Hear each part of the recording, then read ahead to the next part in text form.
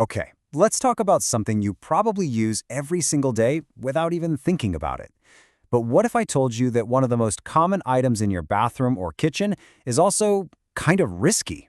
Yeah, let's get into it. So let me ask you something. Take a second and picture your recycling bin. You've got your glass bottles, plastic jugs, maybe some junk mail. What in there could actually be dangerous? You heard me right. Your deodorant can. That simple can of hairspray or air freshener or cooking spray, it actually has the potential to be a real hazard for waste management workers and the environment. But why? How? So, let's pull back the curtain on this hidden household hazard. See, the problem isn't really the stuff inside the can, it's the pressure. To make that spray work, these cans are packed with propellants, gases like butane or propane that are under some serious pressure. All that pent-up energy has to go somewhere, And if that can gets crushed or punctured or even just too hot, it can literally explode. Okay, so we know they're a potential problem. How do we deal with them safely? Well, the first and most important step is something I call the empty test. And don't worry, this is super simple. First, just give the can a good shake. Do you feel or hear anything sloshing around in there? Second, press the nozzle. Do you hear any hissing, even a tiny bit? If you answered yes to either of those, it's not empty yet. The fix is easy. Take it somewhere with good airflow, outside is best, and just spray the rest out until nothing comes out and that hissing sound is completely gone. Now this is so important. This is the #1 mistake people make. Whatever you do, do not try to puncture the can to get the last bit out. Don't stop on it, just don't. Remember, it's still pressurized, and trying to force it open is just a recipe for disaster. All right, so you've done the test and your can is 100% empty. Awesome.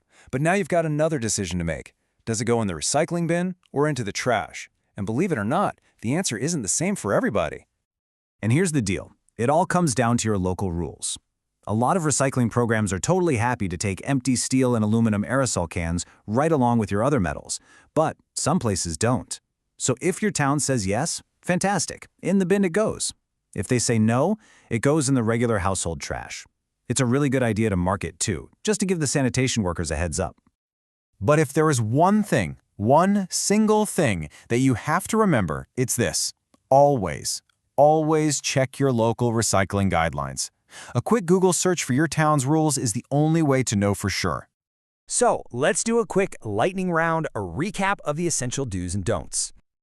All right. First, the do's. #1, always empty the can completely. Make sure you do it somewhere with plenty of fresh air. Always double-check those local guidelines. And yeah, keep them away from heat sources, even when you're just storing them.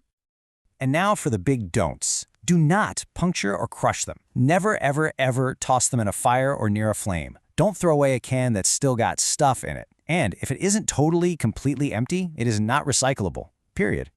So if you remember just one thing from all this, I want it to be this next part. It's really that simple. The pressure is the problem.